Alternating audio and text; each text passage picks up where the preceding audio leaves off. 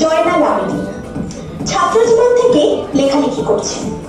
৮০ দশকের শুরুতে বজবজে মেঘরত্তর পত্রিকা গোষ্ঠীর সঙ্গে গভীর যোগাযোগ হয়।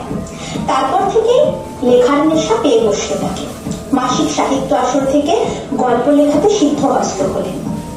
অনেক পত্রিকায় ছোট গল্প লিখেছেন। তারপর গড় বাঙালির মতো চাকরি, সংসার, কিছুটা খাটার টান। এখন অবসরপ্রাপ্ত হয়ে আবার ডিজিটাল মিডিয়ায় শুরু হয়েছে লেখার ধারা।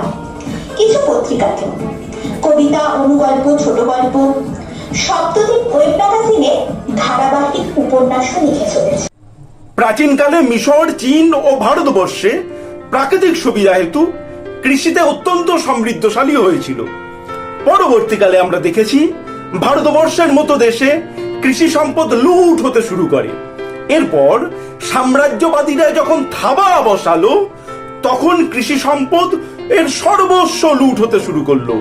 সেই লুণ্ঠিত কৃষি সম্পদ দিয়ে সাম্রাজ্যবাদীরা তাদের যে যন্ত্র সভ্যতা, সেই যন্ত্র সভ্যতা ফুলে ফেপে উঠল। ভারতবর্ষের মতো দেশ কি করবে?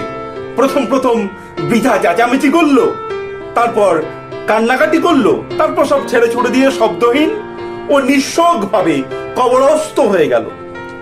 সাম্রাজ্যবাদীরা নিজেদের স্বার্থ চরিতার্থ করতে কিছু কিছু মানুষকে পথ্য দিল, অন্ন দিল, তারাও কোম্পানির হয়ে দালালি করে দিল, প্রভুর তালে তাল মেলালো, যেটা এখনো চলছে। দালালি এখনো চলছে, এখনো সরকারের তালে তাল মেলানো চলছে।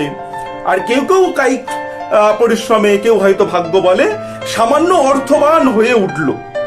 আর হতভাগ্য অধিকাংশ ছিপছিপে নিজের গলায় কথা বলতে না পারা মানুষেরা ভোগ্য বস্তুর সুখের বিজ্ঞাপনের তলায় পলিথিনের ছাউনিতে আজও জীবন অতিবাহিত করে চলেছে। প্রতিদিন পেটের ভাত জোগাড় করাই যাদের একমাত্র এবং সর্বশেষ লক্ষ্য, তাদের কথাই স্ট্রিট পোয়েট্রি সংখ্যায় বলেছেন কবি জয়নাল আবেদীন তার সুখের অসুখ কবিতায়।